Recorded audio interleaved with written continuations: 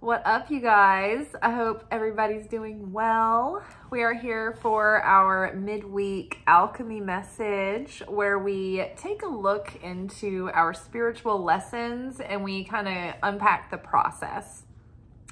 We use the Wild Unknown Alchemy deck for this. It's an oracle deck, and then I clarify with the Mystical Moments Tarot. So from the Wild Unknown, we've got gold or aurum. And this was at the bottom of the deck before I started shuffling, and then it came out again. So there's, you know, a double emphasis to me on this because something told me to take it when I just saw it on the bottom of the deck. Like, I don't always pay much attention to when I pick up the deck and I notice the bottom of the deck. Sometimes it stands out to me and sometimes it doesn't. This particular time, it did stand out to me, and there was a part of me that was like, maybe I should grab that card. But then I was like, no, maybe you're just grabbing it because you want to grab that card. So I just thought, okay, well, if it's meant to be, it'll come out when we shuffle, and it did. So we got aurum, gold, followed by speculum, glass, followed by vinegar,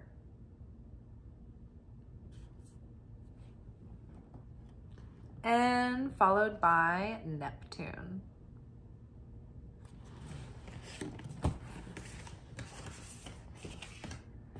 And then underneath gold, we've got Two of Pentacles. Underneath glass, we have Five of Cups. Spilled milk, a spilled glass of milk. Under vinegar or acetum, we have Three of Swords.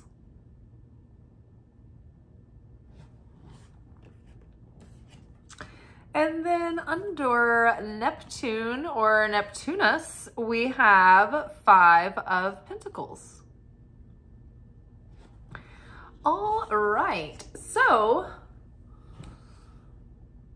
this sounds like a sad reading because we have the Five of Cups, which is sorrow, heartbreak, loss, grief, followed by Three of Swords, which is, you know, conflict, arguments, separation, discord, upset. And then followed by Five of Pentacles, this feeling of being left out in the cold, rejected, kicked out, thrown out, poverty-stricken, feeling empty and cold inside. You know, this can be a feeling of, like, this can literally manifest as being in a very strained financial situation or a strained situation with your material world. Maybe like in a situation where you were having to remodel or something, you're out of your house, or literally like, you know, not being able to, you know, make ends meet or whatever, or just having like a block in finances. But also emotionally and spiritually speaking, this can mean you are feeling spiritually starved or undernourished. Emotionally, your needs aren't being met. Or you can feel like a sense of being rejected or abandoned or forgotten about, or like you've fallen through the cracks, right?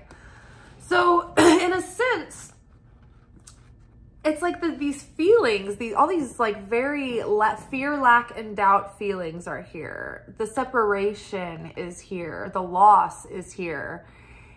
But yet the cards above it talk about perception and healing and enlightenment and gaining wisdom.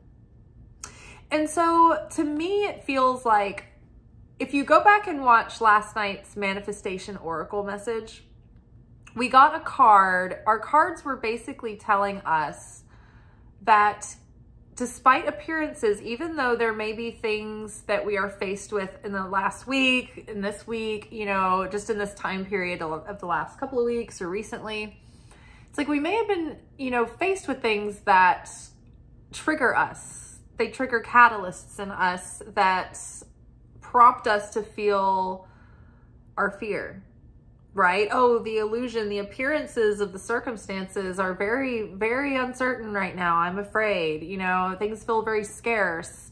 You know, we might feel very exposed, right? Like we feel threatened or like at risk or, you know, just precarious, right? But the cards last night were assuring us that even though it seems this way, like we're actually protected and divinely directed. And we're only being presented with this fearful situation just so that we can transcend the hold that it has on us, right? It's like when you're made to face your worst fears and go through the things that you've been dreading so bad, you realize that you built it up so much more in your mind, that it's really like you can actually handle it with a lot more strength and grace than you thought. And so many times that we're presented these illusions of fearful circumstances only so that we have the opportunity, the spiritual opportunity, to have that revelatory moment where we're like, you know what? Like I'm at peace with this. Like I can accept if this happens, like the worst case scenario happens and I'll deal with it when the time comes, or I have a plan and I'll just, you know, I'll handle it the way I need to. So I feel like there may be something coming up this week to make us feel like, oh my gosh, you know, it reminds us of the losses of our past and the failures from before, what we perceive as failures. And we're like, oh, you know, it hasn't worked out and it's not going to. And it's like we're remembering things from the past that were upsets and disappointments. And maybe even, you know, wounds that others inflicted on us that have caused us to carry those wounds and have this building underlying resentment, you know? So it's like all of these things are coming up right now because we are in this new cycle. We've jumped timelines. And so, you know, source spirit wants us to make sure that our one leg isn't on the old timeline still, right? Thinking about the past. This card is also the card of, you know, don't cry over spilled milk. What's done is done, you know? There's no, like once the cups have spilled out into the river, you know, there's nothing you can be done. So this is about radical acceptance. And, you know, it's so interesting because this was the first year that I really understood the connection between, you know, Hanukkah and the Feast of Christmas and the 12 days of Christmas that followed and solstice and New Year. And I never really applied, like I always just celebrated them all. And I always felt like, oh yeah, they're interconnected and I, you know, see the metaphors. But it was like this year I learned deeper lessons around it. And, you know, we've been talking about them on the channel. But one of the aims of the Kabbalist during Hanukkah, well, there's three, and I think they're present here. There is turning separation into unity consciousness. So here we have conflict, separation, upset. So this is okay during this season, right, of winter following that Christmas feast. Where is our conflict? Where in our lives are we perpetuating conflict where we could turn that conflict and turn it into unity, transmute that into unity, okay? So where can we make conflict and separation unity? Where can we start choosing that? Another aim of the Kabbalists during Hanukkah was to turn bitterness into sweetness. And so here we have the card of grief and loss and sadness and sorrow. And so during our weekly energy forecasts, sorrow had come up last week. This week, the ego came up again. So it's like all of our messages are like, hey, look, the universe is really like prodding you and poking you and triggering you right now so that when we're jumping onto this next timeline, we can face all of these things now so that we are really crystal clear about our subconscious default settings so that we don't always have to go into that cycle again. If we're triggered and we react in our default setting, it's like we're already starting a fresh start doing the thing that we always did. And then we're going to get what we've always gotten. So it's like Source is like, all right, we're taking this year real slow as we're moving into the beginning of it. And it's real quiet. We're not gonna have a lot of opportunity to fuck our shit up yet because we're gonna get our game plan tight. We're gonna, you know, center ourselves, and we're going to become very self-aware and very known to thyself so that we can see our patterns. And when they come up, we're gonna go pause, tie me up, put tape over my mouth. Don't let me say anything. Don't let me do anything. Pause. I'm not going to react. How do I feel myself reacting to the situation? Am I getting fired up? Am I getting hostile? Am I getting covetous? Am I getting jealous? Am I getting insecure? Do I want to act? Do I want to fix it right now? Oh, do I have to like make it all good? You know, like how are you reacting? Instead, pause. Sort all that out, right? Hopefully you've done a lot of the work of looking at the root of what it is that this is really about. And the more that you see those connections and the more that you can look at the moment you're in and put it into context, you're like, okay, this isn't as big of a deal as I'm making it. It's just that like all of the history behind me, you know, is coming with this moment. And it's like, so I have to separate that, compartmentalize, you know, start doing the work to address those distant wounds so that present situations don't cause you to lose, you know, to blow a gasket, to blow a fuse, right? To break the vessel that we've built, right? So turning bitterness into sweetness. We need to release and let go of the things that have control over our mind and our feelings, right? These are the chains that keep us bound. So we need to liberate ourselves through forgiveness and to choose that, like, at least to recognize like, hey, it doesn't feel good when I go through this cycle, this loop. So at least at the very least, it's like, it's not desirable. You know, it's like when you realize, okay, what is this doing that's fulfilling me? Do I like feeling like a victim? Does that give me a sense of justification, right? Like, what is it that you're feeling and how is that negative feeling? Like, how's your ego telling you that it's satisfying you in some way? So then you have to say, oh, okay, ooh, that's not actually very satisfying. That's actually very undesirable. I'm losing my taste for this. I'm recognizing this pattern. Oh, it doesn't have as much hold on me. Oh, I don't need to do that. That would be silly. I don't choose to do that. And so gradually, step by step, we start to recognize these things, and then we can have more, we can practice self-control, and then we can have sovereignty over our mind and our feelings. And then, only then, can we start to actually use free will. We're not really ever using free will if we're always in reaction to something and we're always in response to something else. That isn't free will. That's just affect consciousness. That's just, you know, responding to nature, right? That's more like an animalistic state of consciousness.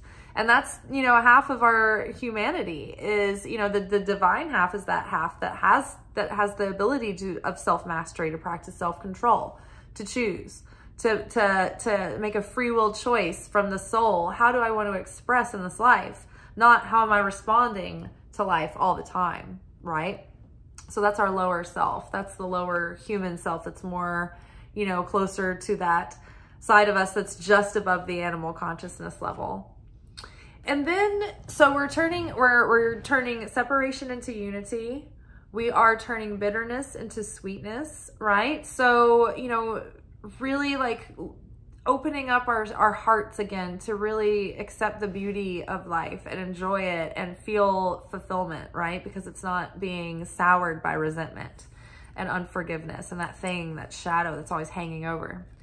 And so then the third aim that the Kabbalists were seeking during Hanukkah is to connect with divination, to connect with source, communication from God, from Holy Spirit. You know, it's said by the prophets and the Kabbalists that if we don't get a message from God every week, then we're not a spiritual person. Like, we need to be on, you know, in a daily and weekly basis, feeling like we're getting, you know, messages from Spirit. Because the truth is that God and Holy Spirit is always communicating with us.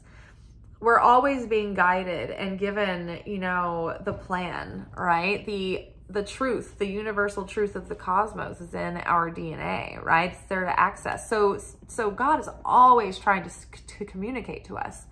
But if we're not in any kind of affinity with the light of the Creator, then we're not going to be able to tune into that broadcast. We're not going to get that signal. We're not going to be able to get the tune in to the station.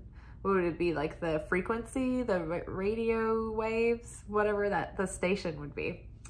So, you know, we have to keep that affinity with the light in order to be able to be align with the messages and be able to receive them, hear them properly, and be able to interpret them properly.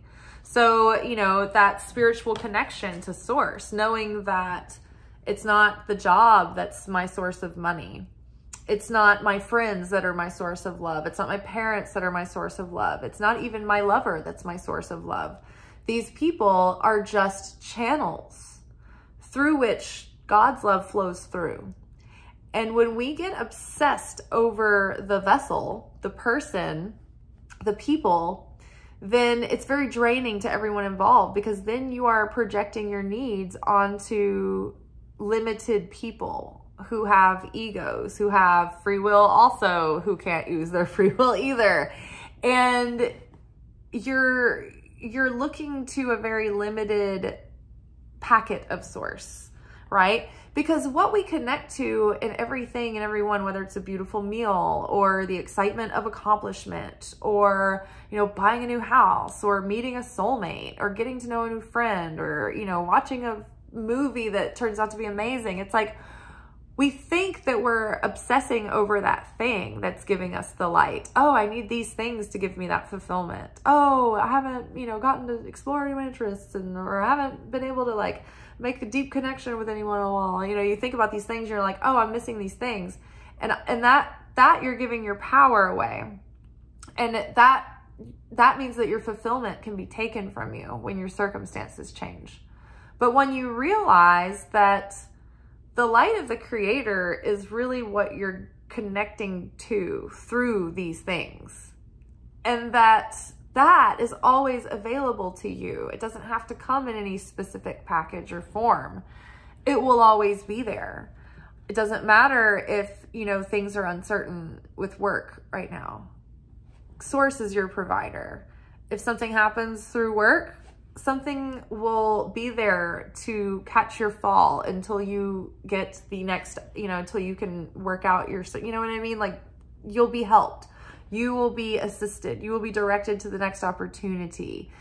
Source is your opportunity. And the only reason we have moments where it feels like we're going to lose something, or, you know, we're put in a position where nothing, you know, it's uncertain. That's those moments where we get to grow our faith and trust in the Creator. And we don't, you know, it's not like things are clear. We don't have the end answer. We don't know what's going to happen. That's not what certainty is. But certainty is knowing that the Creator is in all things, and that, you know, most of the time when we go through these tests, that's all they are. And as soon as we remember, oh, everything's gonna be fine, I have trust, I'm gonna let go, I'm gonna, you know, take my mind off of this anxiety and worry, I'm gonna put my attention on something else to be joyous, that's when it all comes together, right? So the connection with source, like really connecting with God in prayer and meditation regularly, pay attention to your dreams, but, you know, getting that connection, you know, and building that will help alleviate the feelings of being left out in the cold, having the feelings of loneliness, having the feelings of, you know, lack or inadequacy or doubt, right? Because you will feel protected. You will start to see little miraculous things happen, and you're like, oh my gosh, like I really I see that source will come through for me. And then you feel cared about, and you feel like, oh, I don't need to get all these things from this one person or that one archetype of person. I can just absorb from, you know, through all that is around me, you know, and I can feel that God is the one sending me the love through these people. And even God is the one sending me the difficult people who are also, you know, we have the soul contract to play out in order, you know, if that person's provoking my hostility, It's like, well, in a way, they're doing their job. And now this is my assignment, is to transcend my hostility. You know, it's that kind of thing. So when we start recognizing that, we start to take things less personally. We feel less rejected, less insecure, less left out in the cold, less victimized, right? So that's how we're transmuting those feelings.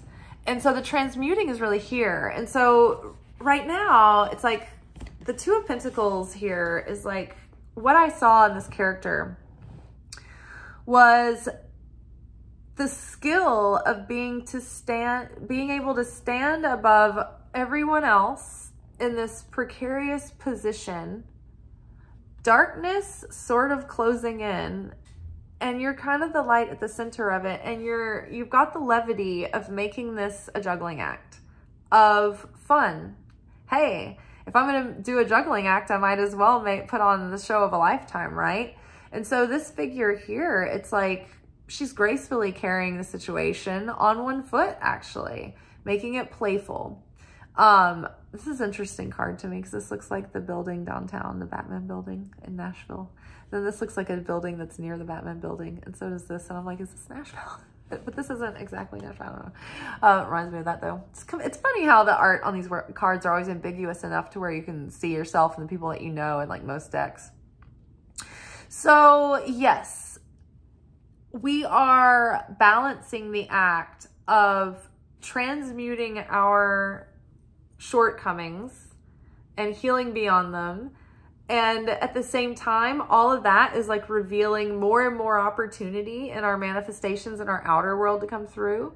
And so it's like it's like a juggling act of this inner process, embodying that. And then all of a sudden it's like this surge of busyness in our outer life too. And so, you know, there's many areas in our life right now where we're trying to find life balance, but it is kind of a challenge. We're also balancing, we're learning to carry a paradox, right?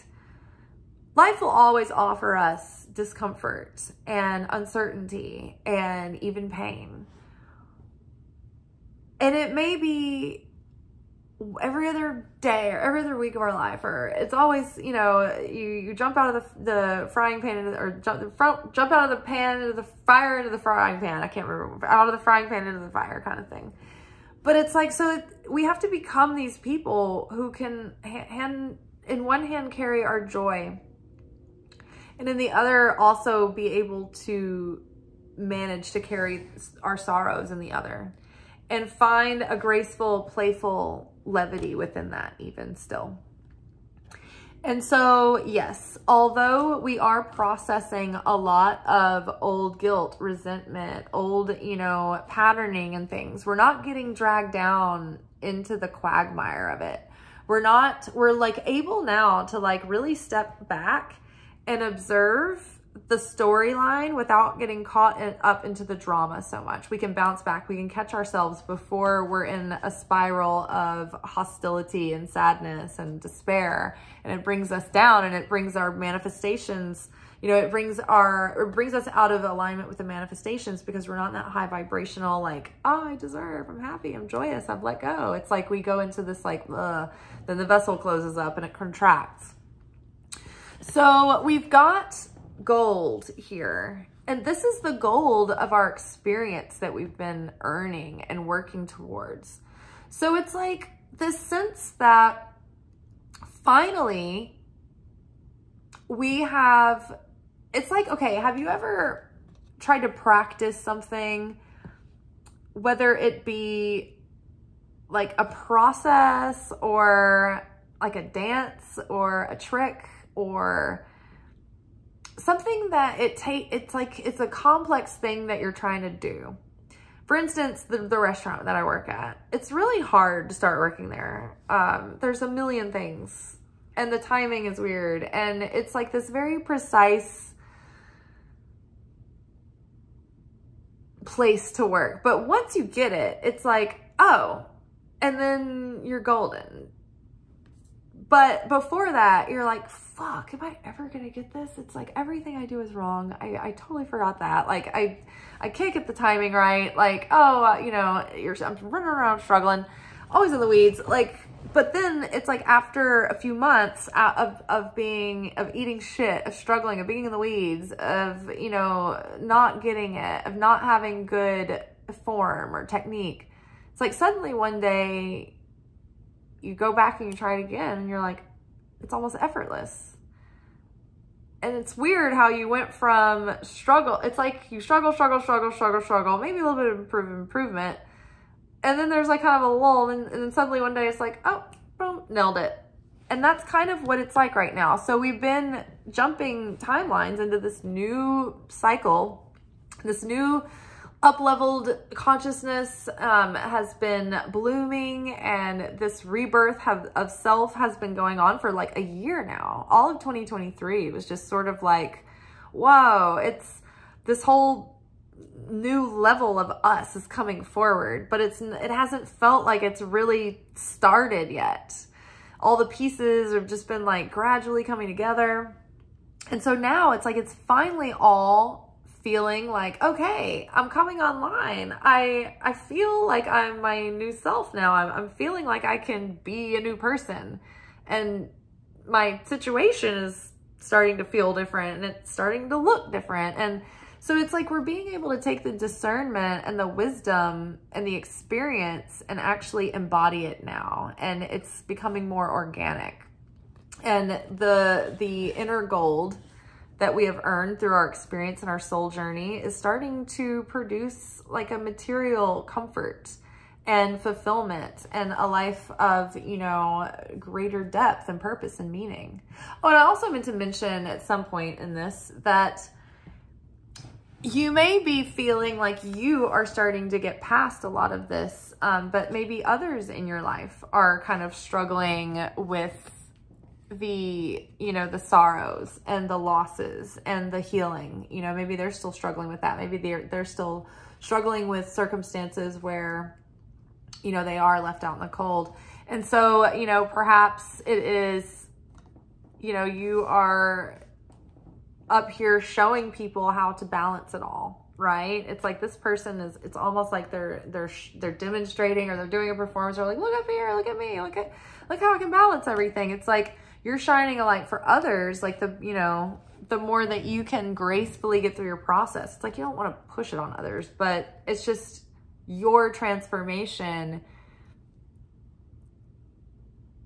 has an effect on your inner circle and your surroundings as well. So it may be helping others, like you healing and learning might be also helpful to others who are healing and learning around you. Speculum glass. This is, you know, now that we're golden, we're kind of getting it, we're finally like, it's starting to all click. This is the clarity, like being crystal clear about what it is that we're looking at. We're no longer suffering under any illusions anymore. We've sort of, you know, now that we've gotten over the resentment, the hostility, all of the things that were causing us to have smudged, darkened lenses, we're also, while still maintaining optimism, we've taken off the naivete of the rose-colored glasses. We are now having a clarity, straightforward, like crystal clear, not altered, like our perception has become purified from the defilement of the ego. So we're no longer looking at things from a victim mentality. We're no longer looking at things from a mentality of grandiosity, or maybe having naive expectation or projected expectation. You know, it's like whatever it is that we're looking at through the work, you know, things are becoming so much more clear. We're seeing through our own bullshit as well. It's like we're no longer like entertaining our own lies to ourselves. And seeing through, you know, all of the other BS in the world too. And it sucks because sometimes it's like people aren't even meaning to bullshit you. They just don't know that they're bullshitting themselves. And so it's kind of like, once you get really clear, you're like, especially when you're willing to call yourself on your own bullshit, when people around you are trying to bullshit you and they're like believe in their own bullshit, you're just like, I can't.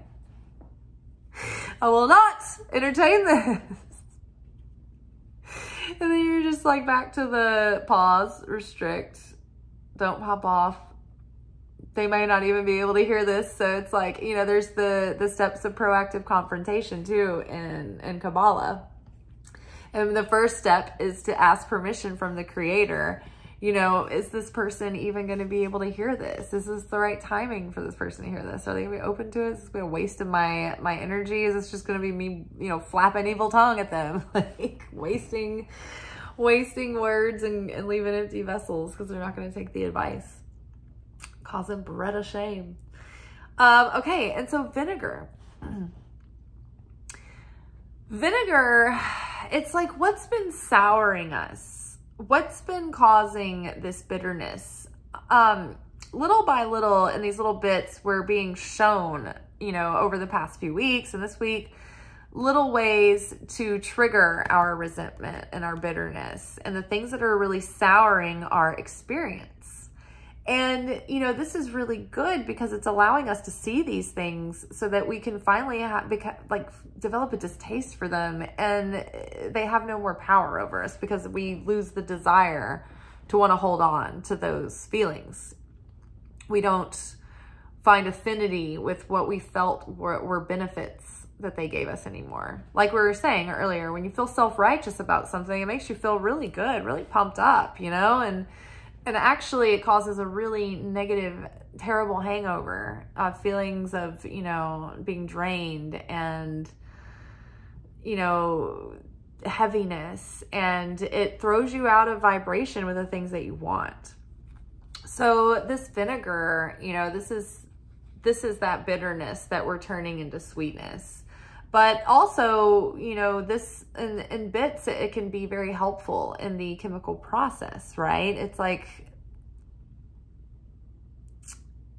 just to be made aware.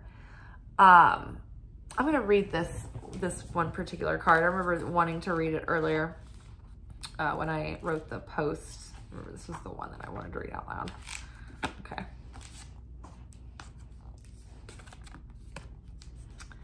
Vinegar, acidity, distillation, memory. Now I like distillation, I like that there's this equal cross. So before we evangelized to the Celtics, the earliest Christian cross was this equal armed cross. And so the vertical pillar of the cross represents our divine connection and the download of divine communication, of man to divinity, of our lower material earthly connection up to the heavenly connection, the vertical pillar, the relationship between man and God and Creator. The horizontal pillar is us extending the love of God and that divine consciousness out to humanity. It's when we receive for the sake of sharing, not receive for the self alone, but when we receive for the sake of sharing. So when we are transformed, transmuted, when we are elevated from our pain and our suffering, it's not just to alleviate our own suffering. It's so that we can be greater vessels of the light in the world, so that we can share love and light and goodness and compassion and mercy, you know, with others, to turn bitterness into sweetness, to turn separation into unity. Okay, so back to the book. So acidity, distillation, and memory. And then going back in the memories of these, you know, painful lessons, it's like what we're able to now go through them and really get crystal clear about what it is that they taught us, what we took away from them, how they grew us, how they hurt us, how we've overcome those hurts. we can really get crystal clear on the jewels and the gems and the gold that we've taken from these past experiences, because now it's like we've offloaded the sting of the pain and the resentment and the bitterness. And now it's like we can clearly see, okay, without all of that extra baggage, what did I get out of that relationship? What did I get out of that situation? What did I get out of that career that I was in for a while? You know, it's without all of the, oh, well, this, that, you know, all of that's gone. It's like, then you can have a new perception of it, a new appreciation. The tongue knows vinegar. Even the suggestion of receiving a few drops into the mouth reminds us of vinegar's sour and lip-puckering qualities. In alchemy, vinegar serves as an active agent of distillation, fermentation, and preservation.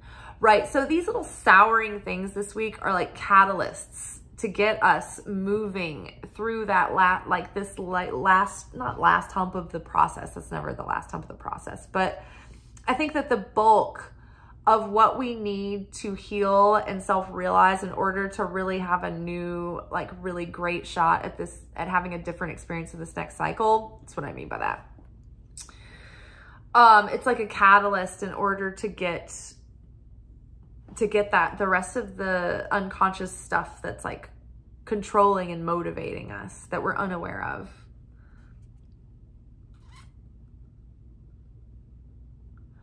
In alchemy, vinegar serves as an active agent of distillation, fermentation, and preservation.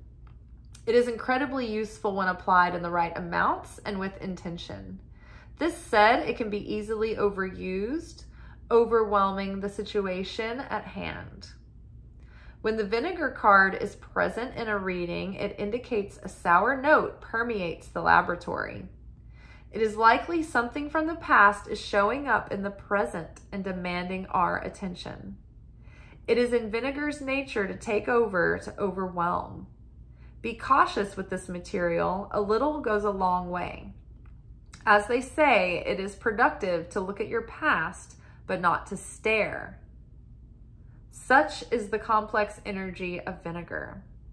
So there may just be like kind of this one thing that is souring the air right now.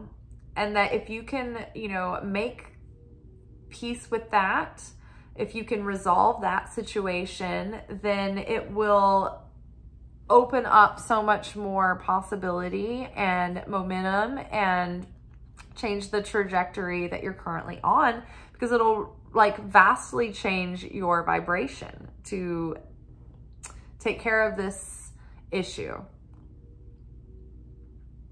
Also, you know, the part that stood out to me was when you're looking back on these memories and thinking about them, like not spending too much time on it, not to keep rehashing, not to keep going over and over and over, because then it becomes just obsessing over the past.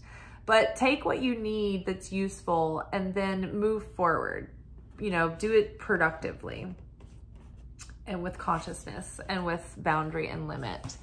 And then we have the Neptune card, which is all about like reconnecting with this source of divinity and spirituality. And I wanted to read the Neptune as well, because I think that not only as we heal these things, and we talked about this, I believe, in our Lunation workshop recently, but the more that we heal the subconscious, the more that we heal these wounds, the more vivid our dreams are.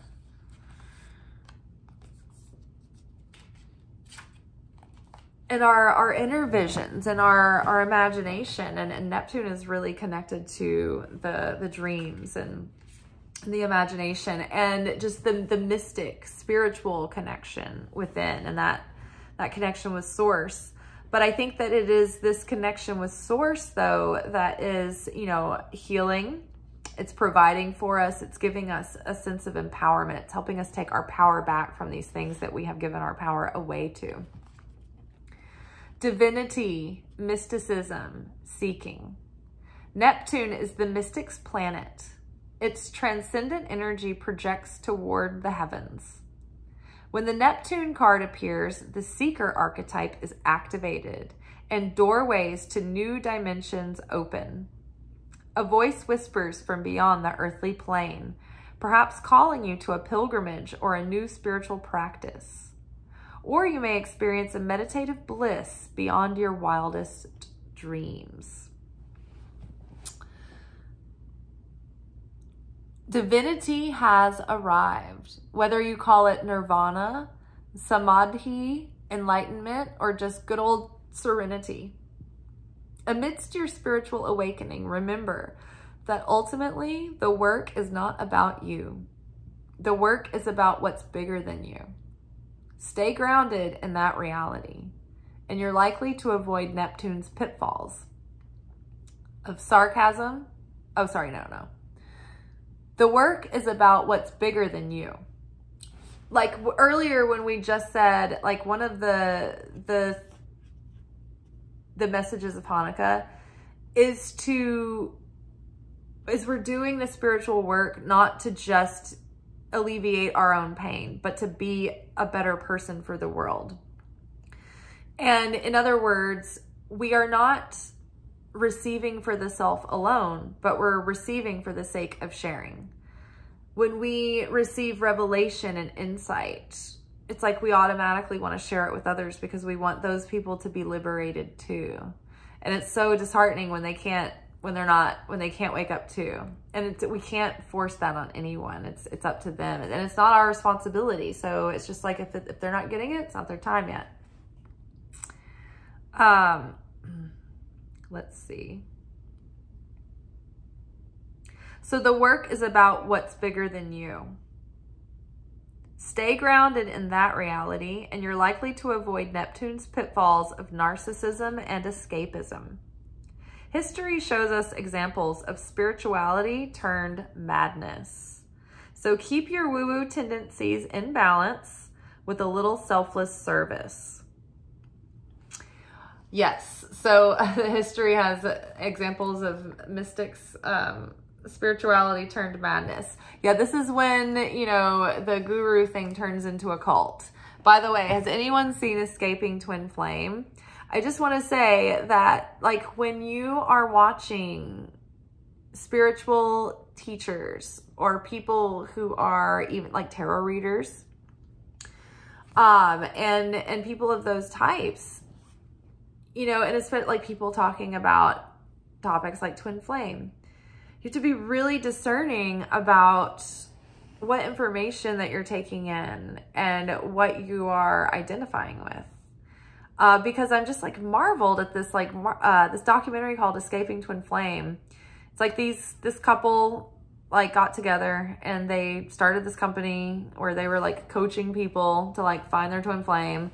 And then they were like manipulating people to couple up in like these group, pressure situations where they're like, this is your twin flame, right? Reach out, like move it. Like they were, I don't know. It was just like part of their weird exploitive coaching program. And so there's many teachers out there, well-meaning, and many coaches who are great. But then there are people who are exploitive cult leaders who are like trying to control and like brainwash people for their own benefit. And so like you can't just be believing and like listening to everything that you're hearing and so be so trusting and let anybody tell you what to do. Like even on these videos, it's like you should just only, take what is standing out to you. That's why I don't ever talk about twin flame, because I feel like people get really addicted to it. And I don't want to have an exploitive channel that is playing on people's addictions. I want this channel to be truly authentic and organic channeled messages that are relevant to what we're going through. So that we can do the work on ourselves that will ultimately attract beautiful, healthy, fulfilling lives that hopefully produce healthy, fulfilling relationships. I think that getting too obsessed over this idea that, oh, well, I want a twin flame relationship, I think that is just putting that on a pedestal and idolizing it and obsessing over something that can be actually it can be destructive. It can waste your time and energy. It can send you on this rabbit hole of obsession and projecting, you know, things onto very narrow possibilities. It's like, I do believe people have like soulmates that we're in groups with and families with, but I think that soulmate level relationship is the level of relationship that someone is capable of having. And if there is a twin flame that we have, it's like if that is real, if it is true, it rarely results in like a long-term, lifelong partnership. I don't know why I went on to this rabbit hole. I think it's because it keeps coming up recently, and I'm like, I should say something about this. But yeah, it's like, you don't need to exalt a special relationship. And if someone isn't investing back in you, then don't invest in them. It's like, people get so hung up on this whole like, well, we're in separation and they just don't feel good enough and they've got to get all their stuff together. And it's like, well, that might be true, but a healthy person who's trying to teach you healthy relationships is not going to encourage you to like wait around on someone who's not investing in you, or that who's in runner mode, right? So I don't know. I think that it's projecting that out onto a person isn't really worth thinking about. However, when we're talking about the terms divine masculine and divine feminine, it's like, I think it's just been blown way too out of proportion by people, and then it's become idolized and obsessed over. And so it's become something that we're idolizing and obsessing over, and so it's a problem. But we all have masculine and feminine aspects within us. We all have a divine masculine aspect of our soul and a divine feminine aspect of our soul that we need to be able to bring into union, because these are different sides of our own personality and our ability to outwardly express our internal being. So, without going any further into this 46-minute video, so sorry for that again, as always, we're just gonna call it a day. I think we said enough. I hope that y'all have a good rest of your day, night, whenever you're watching this. Tomorrow we will be filming our, is it a new moon in Capricorn workshop. And I just may get a wild hair to go to a store tomorrow and buy a mirror that I've really been wanting, like a large mirror for over there. So I might do that in the morning. I'm not sure. If I do, it might be the afternoon by the time the video gets up. I'm not sure, but it'll be there tomorrow for you at some point. So that's why you should turn on notifications, because you will get a notification as soon as the video drops. All right, y'all, be good, but not too good. I'll see y'all tomorrow. Ciao.